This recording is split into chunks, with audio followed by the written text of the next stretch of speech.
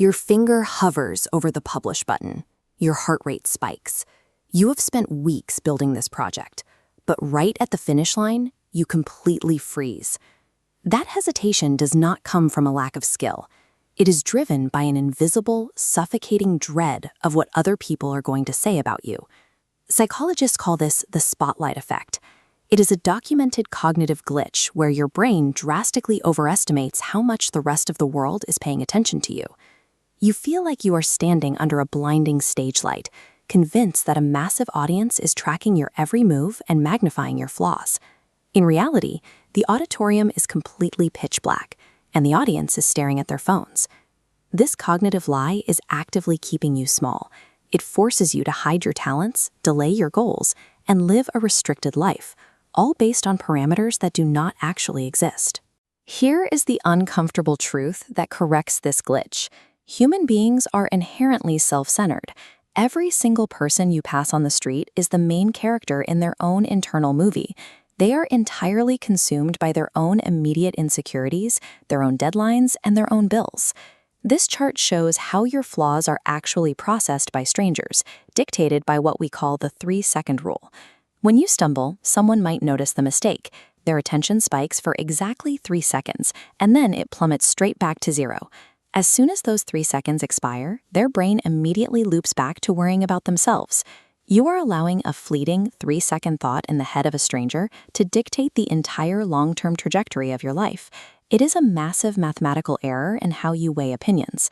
To break this paralysis, you have to install a set of behavioral patches. Rule number 1 is the critic filter.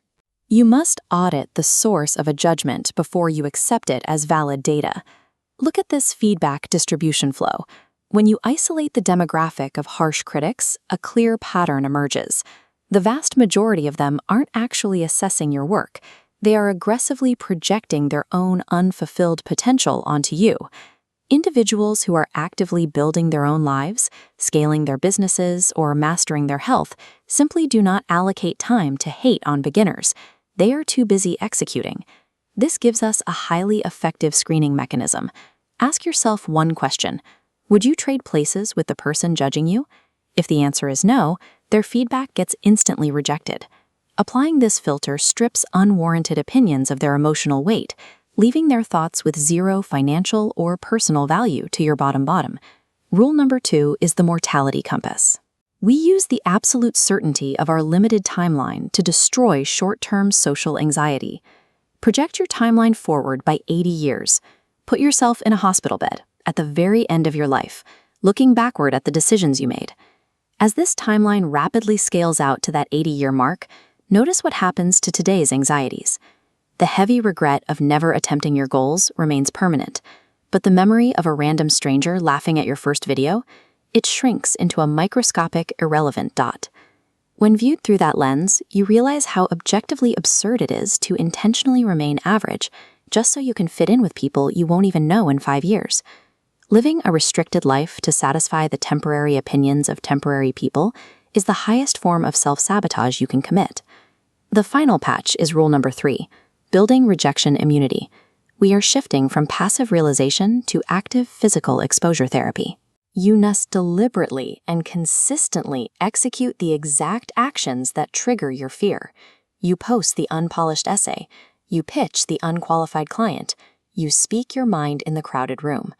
Stop treating negative social feedback as an emotional setback. Instead, treat it as necessary physical resistance. Every single time someone misunderstands you, that is a rep in the gym, layering on thicker mental armor. As you actively accumulate these rejections, your brain becomes desensitized to the sting. Eventually, the fear dissolves entirely, leaving you with complete behavioral freedom. When you install this protocol, your decision-making process changes. You stop asking if the world is ready and start asking if the work is finished. You completely stop being a passive consumer of external validation, and you step up to become an active creator of value. The concept of failure loses its sting. It stops being a personal indictment and simply becomes neutral data collection. And the constant hum of external social judgment fades into irrelevant background noise. Realizing you are not the center of attention is not a loss of status, it is a gain in autonomy. It clears the path to act on your own terms, free from the weight of imaginary opinions. So step out of their imaginary spotlight, step directly into your own personal power, and stop asking the world for permission to be great. If you are ready to continue dismantling the psychological barriers between you and your work, hit that subscribe button. We'll see you in the next analysis.